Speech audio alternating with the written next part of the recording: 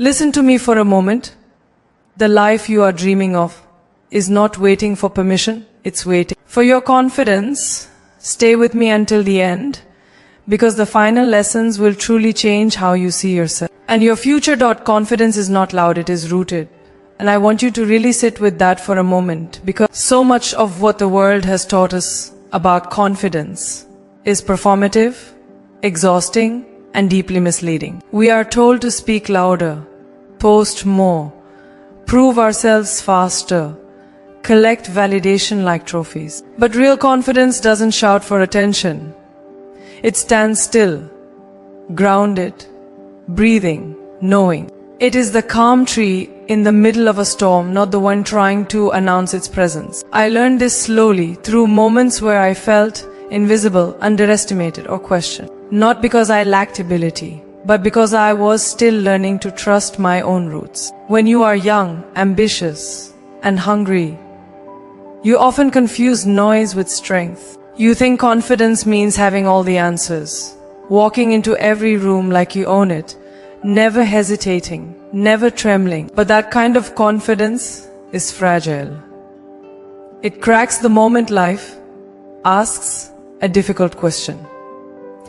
Rooted confidence is different. Rooted confidence comes from knowing who you are even when no one is clapping, from honoring your values even when shortcuts are tempting, from standing by your truth even when it costs you comfort. Think about a time when you tried too hard to be seen. Maybe you over-explained, overworked, overgave, overperformed, not because it was aligned, but because you were afraid of being overlooked. That wasn't confidence. That was fear dressed up as ambition. And it's okay, we've all been there, I've been there. I remember walking into spaces where I felt like I had to earn the right to exist, to justify my presence, to shrink parts of myself, while amplifying others. But here's what life taught me. The moment you stop trying to prove yourself, something extraordinary happens. You start becoming yourself. And becoming yourself is the most magnetic form of confidence there is. It's when your energy settles, your voice steadies, your choices slow down but deepen. You stop reacting to every opinion and start responding to your own inner compass. Rooted confidence is built in private, not in public. It's built in the mornings, when you show up for yourself before the world asks anything of you. It's built in the discipline of doing the work when no one is watching. It's built in the honesty of admitting, I don't know yet, but I am willing to learn. That willingness is strength. That humility is power. And spiritually, this kind of confidence is sacred because it comes from alignment. Alignment between who you are inside and how you move outside. When your roots are deep, you are not easily shaken by comparison, rejection, or delay. You don't panic when someone else succeeds faster. You don't collapse when a door closes. You understand that your timing is not random. That growth happens underground long before it becomes visible. Just like a seed, you don't see the roots forming, but without them, nothing stands. And this is where many people give up too soon. They don't see results, so they assume they are failing, not realizing that life is strengthening their foundation. If we're in a season where things feel quiet, slow, unseen, trust me, something is rooting itself within you. Don't rush it. Don't abandon it. This is not the time to perform. This is the time to prepare. Confidence grows when you stop outsourcing your worth. When you no longer need applause to validate your existence. When silence doesn't scare you anymore. When being alone with your thoughts feels safe, not threatening. Ask yourself honestly, do I trust myself? Not my achievements, not my resume, not my image, but myself. Because that trust is the core of confidence. And if it's shaky right now, that doesn't mean you're broken. It means you're becoming aware. Awareness is always the first step before transformation. The world may reward loud confidence, but life rewards rooted confidence. Loud confidence demands attention. Rooted confidence commands respect. Loud confidence is impatient. Rooted confidence is enduring.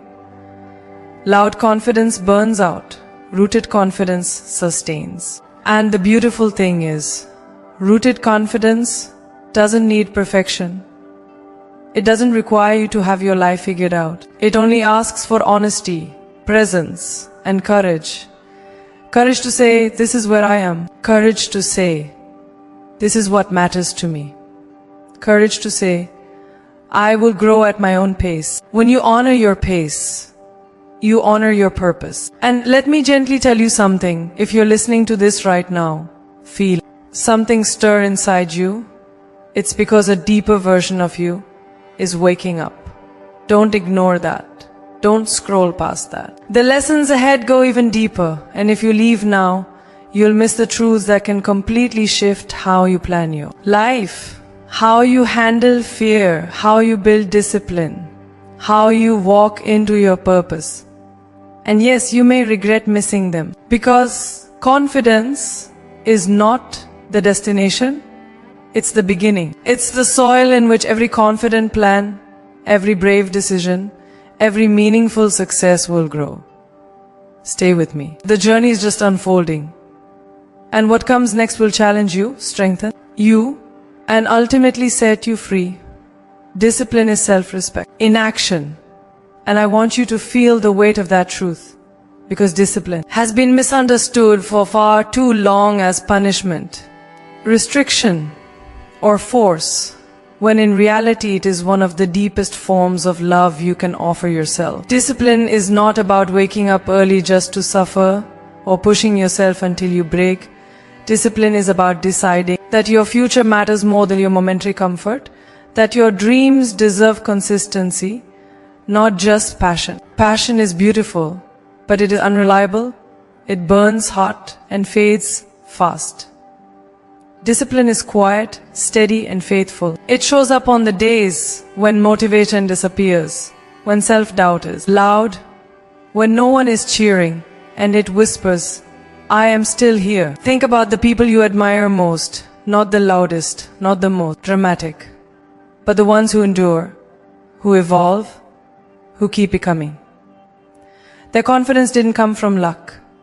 It came from habits. Small, unglamorous, repetitive choices made daily. Discipline is choosing to honor your word to yourself, even when no one else will know if you break it. It's finishing the workout when your body wants to stop, closing the laptop when your soul needs rest, saying no to distractions that steal your future for temporary relief. Every time you keep a promise to yourself, something sacred happens inside you.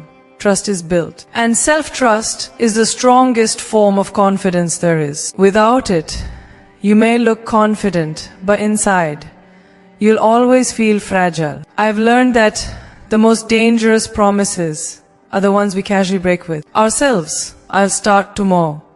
I'll take myself seriously. Later, I'll commit when I feel ready. Tomorrow becomes a habit. Later becomes a lifestyle. And readiness never arrives. Discipline interrupts that cycle. It says, I will act before I feel ready. Because action creates readiness. Spiritually speaking, discipline is alignment.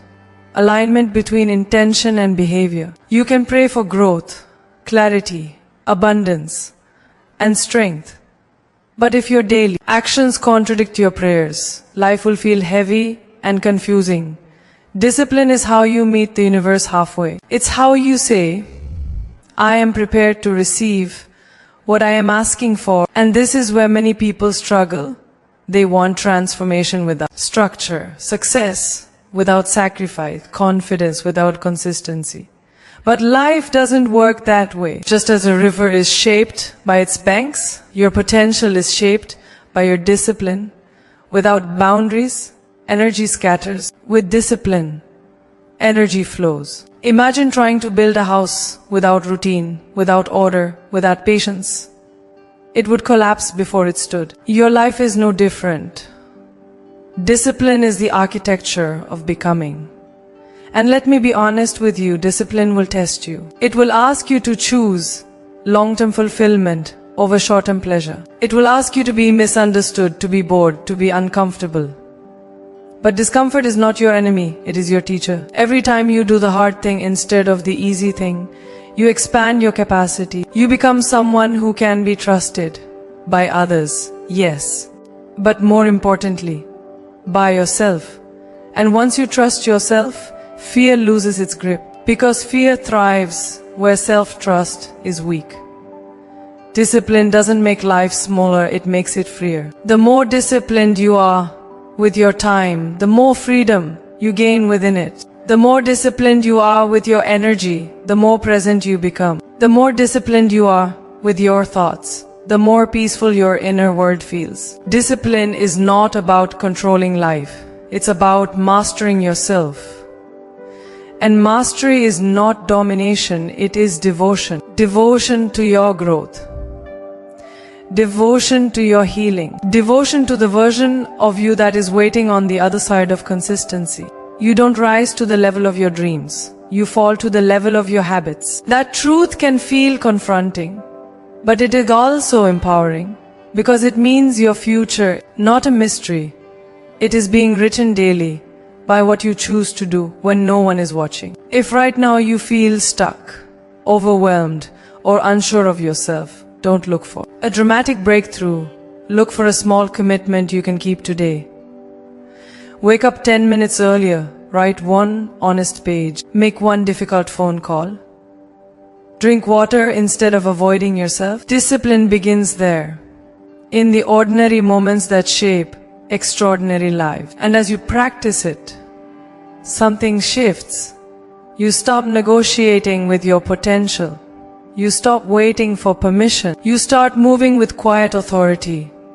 That's when confidence deepens, not because life becomes easy, but because you become reliable. Stay with this, because the lessons ahead build on this foundation in ways that will challenge how you see fear, purpose, and gratitude. And if you leave now, you will miss the turning point where discipline transforms into clarity, and clarity into power. The final truths are not motivational noise, they are life-altering insights. And you may regret missing them. Discipline is not a cage, it is a bridge. A bridge between who you are and who you are meant to become. Walk it daily, even slowly, even imperfectly. Because every disciplined step forward is a declaration: my life matters, my growth matters, and I am willing to show up for it. Fear is not a stop sign, it is a signal. And I want you to feel the relief in that truth, because so many of us have been living as if fear were a warning to turn back, when in reality it is often life's way of saying, this matters. Fear shows up when you're standing at the edge of something meaningful, something that stretches you beyond who you've been. Think about it. You are rarely afraid of things that don't matter to you. Fear doesn't appear when you're settling. It appears when you're stepping into growth. I felt fear before walking onto unfamiliar stages, before making decisions that could change everything, before choosing my truth over approval. And every time fear tried to convince me that safety lived behind me, not ahead of me. But fear lies. It disguises itself as protection when it is really resistance to change. Spiritually, fear is energy, not an enemy, and energy can be redirected. When fear rises, it's asking you to pay attention, not retreat. It's saying something inside you is expanding. Imagine fear as a knock on the door of your awareness. You can ignore it, or you can open the door and ask, what are you here to teach me? Because fear always carries information. It reveals where you care deeply, where your values are alive, where your potential is waiting to be claimed. The problem is not fear itself. The problem is believing fear's stories without questioning them. Fear tells you you're not ready, not enough, not capable. But fear has never been qualified to judge your future. It only knows your past. Growth, however, lives beyond familiarity. When a child learns to walk, fear is present. The fear of falling, But that fear doesn't mean the child should stop trying. It means the muscles are strengthening, the balance is forming, the next step is near. Falling is not failure, it is feedback. And the same is true for you.